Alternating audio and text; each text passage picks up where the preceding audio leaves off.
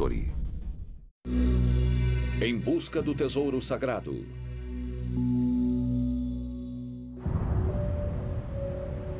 Dez desses ossuários foram descobertos no túmulo de Talpiot. 6 deles tinham nomes dos falecidos que tiveram seus ossos colocados ali, o que não era uma prática comum. Um deles sendo Yeshua bar Yosef, Jesus, filho de José. Os outros 5 ossuários carregavam nomes um tanto importantes para os cristãos. Maria, que significa Maria. Yossá, que é um apelido para José. Matia, que significa Mateus. Yeholdá bar Yeshua, que seria Judas, o filho de Jesus. E, finalmente, Mara ou Mariamné, que significa Maria Madalena. Nos anos 2000, um jornalista canadense de origem judia, Simcha Jakobovich, descobriu essa história e começou a se questionar. Pode esse túmulo possivelmente ter pertencido à família de Jesus de Nazaré? Nos tempos antigos, a evidência física não era usada para provar que uma pessoa havia existido. Existiam relatos escritos da vida da pessoa e, no caso de Jesus, certamente existem vários relatos da sua vida, alguns de fontes cristãs, alguns de fontes latinas, e todos escritos em um tom muito real. Todos nós deixamos evidências físicas da nossa existência, mas isso desaparece com o tempo e mesmo quando a evidência existe, é necessário alguém muito habilidoso para reconhecer esses restos. O que é necessário para podermos reconhecê-los? Você precisa de uma inscrição perfeitamente explícita e única para identificar o dono de um ossuário. Então, se pegarmos o nome de Jesus, por exemplo, a inscrição do ossuário dizia Jesus, filho de José, que não necessariamente significa que a referência era exclusiva a Jesus de Nazaré, pois centenas de pessoas poderiam ter tido esse nome naquela época. No documentário O Túmulo Perdido de Cristo e no livro com o mesmo título, Jakobovich usou de estatísticas para provar que o túmulo de Talpiot pertenceu de fato à família de Jesus. Qual é a probabilidade, ele perguntou, de acharmos os nomes de José, Maria, Maria Madalena e Jesus, filho de José, e todos no mesmo túmulo? A verdade é que epigrafistas, pessoas que estudam e decifram inscrições antigas, não concordaram nem um pouco com a interpretação dos nomes. É possível que tenha sido Jesus, é possível que tenha sido Judas, é possível que tenha sido Maria e que houvesse uma Maria Madalena, mas isso ainda precisa ser provado.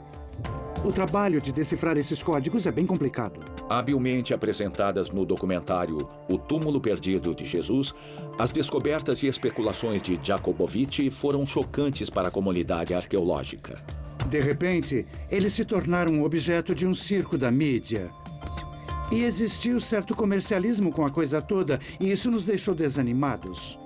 As pessoas começaram a perguntar por que arqueólogos das autoridades das antiguidades de Israel não foram indagados sobre esses nomes bíblicos quando eles foram encontrados. Como poderia uma descoberta tão grande ter passado despercebida pelos arqueólogos israelenses? Jesus é uma maneira de escrever o nome. A forma em hebraico é Yoshua. Yoshua significa Josué, e isso nos leva ao Evangelho de Josué na Bíblia, por Josué ter sido o que conquistou, ou que alegou ter conquistado, a Palestina. Ele se tornou um herói lendário, fundador de um povo e de uma nação. Então, era um bom nome. Podemos imaginar pela maneira que os americanos batizam seus filhos de Lincoln, etc. Então, esse era um nome conhecido e honroso, e era um bom momento para as pessoas chamarem seus filhos de Jesus. E existiam muitos homens chamados Jesus naquela época. É fácil. Eu posso mostrar um. Eu tenho um no meu escritório. Uma tampa de ossuário da mesma época que pode até mesmo datar da exata mesma época da morte de Jesus. E nessa tampa está a inscrição: Jesus, Iota, Eta, Sigma, Omicron, Upsilon, Sigma. Jesus. Então sabemos que haviam ossos ali dentro, eu não mais os tenho, de um homem chamado Jesus. A forma que essa inscrição foi feita não é a forma como ela fora escrita na epígrafe de Nazaré. Yeshua ben Yosef é uma maneira típica que os judeus têm de escrever o nome, mas ela é muito diferente da forma nazarena de escrevê-lo.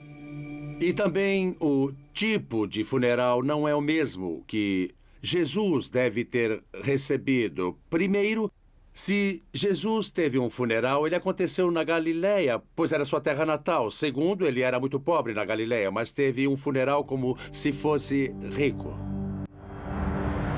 Em busca do tesouro sagrado. Em busca do tesouro sagrado. Bet-Shemesh, Israel.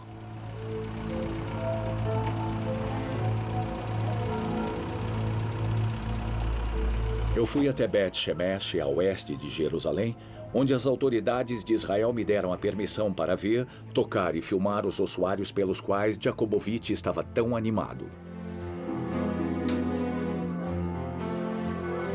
Depois de minuciosa pesquisa, a teoria de Jacobovitch de que o túmulo de Talpiot teria pertencido a Jesus e sua família, infelizmente não se provou verdadeira. Arqueólogos dizem que ficaram chocados com os métodos usados por Jacobovitch e com as liberdades que ele tomou, descrevendo seu documentário como nada mais que mero entretenimento e arqueologia fictícia. Então, os cristãos ao redor do mundo se irritaram com o jornalista por ele ter questionado as Escrituras Sagradas, um dos dogmas fundamentais da fé cristã, a ressurreição de Cristo no terceiro dia. Se ele se ergueu dos mortos, não haveria como seus ossos terem sido colocados em um ossuário enterrado em um túmulo próximo a Jerusalém. O descobrimento dos ossos de Jesus afetaria a autenticidade de sua ressurreição? Com certeza. Se os ossos de Jesus forem encontrados em Jerusalém amanhã, o cristianismo terá tido a prova de ter sido uma completa mentira. O cristianismo se baseia completamente na ressurreição de Cristo, e se esses forem os ossos de Jesus que acharmos, o cristianismo seria uma mentira que todos deveríamos abandonar. Os evangelhos são vagos sobre muitas coisas. E isso não é um argumento que comprova algo, mas ele permite uma grande interpretação. Os evangelhos são muito seletivos pelo fato de apresentarem os discípulos como autores dos evangelhos de uma maneira bem explícita. E, na verdade, o evangelho de João diz, se fosse para escrevermos tudo o que será dito nos livros sobre a vida de Jesus, eu posso imaginar se você tivesse um membro da família que tivesse morrido num acidente e, de repente, o encontrasse vivo em casa. Isso é muito difícil de imaginar. As pessoas tiram muitas fotografias, mas elas são secundárias, pois o importante mesmo é que a pessoa esteja aqui e que esteja se celebrando a ela. Pouco após a ressurreição, os discípulos se juntaram próximos à montanha e Jesus apareceu diante deles, mas nem todos o reconheceram. E alguns duvidaram, diz Mateus. O Evangelho, de acordo com Marcos, também fala de Jesus depois de ele ter se erguido, mas o descreve como tendo aparecido numa forma diferente e sem dar detalhes. O Evangelho de Lucas conta sobre 2 discípulos que estavam andando pela estrada para Eméus, quando Jesus se juntou a eles e os acompanhou até chegarem na cidade. Conforme eles andaram, os 2 discípulos conversaram sem perceber que sua companhia era o Messias. João escreveu que um homem falou com Maria Madalena e ela pensou que ele era o jardineiro. E somente alguns minutos depois de começar a conversar, foi que ela percebeu que o homem era Jesus. Existem algumas anedotas que são perturbantes, por se dizer. As aparições não ocorreram anos depois da morte de Jesus. Elas aconteceram alguns dias depois de sua crucificação. Como é possível que as pessoas que viram Jesus não o reconheceram? Agora entramos em teologia. De acordo com a teologia, a ressurreição de Jesus é uma experiência muito profunda mesmo. Se olharmos para as ações dos discípulos, podemos ver que Paulo começou como um perseguidor de cristãos e de repente ele ficou frente a frente com o próprio Cristo que havia ressuscitado. E Jesus disse a ele, por que você me persegue? Então concluímos que a ressurreição é uma experiência muito pessoal. Alguns comentaristas religiosos sugerem uma nova leitura dessa parte dos evangelhos no local onde o foco muda da precisão histórica dos eventos para o seu significado simbólico. Mas mesmo com as melhores intenções do mundo, não há como negar que existem muitos detalhes que sugerem que uma ressurreição física realmente aconteceu. Mesmo porque João também mencionou que o lençol de linho usado para embrulhar o corpo de Jesus agora estava no chão e que o pano usado ao redor de sua cabeça estava enrolado em outro lugar do túmulo. Esses detalhes são difíceis de atribuir a um simples estilo de escrita. Tudo é contado como se o corpo de Jesus realmente tivesse desaparecido. Em busca do tesouro sagrado.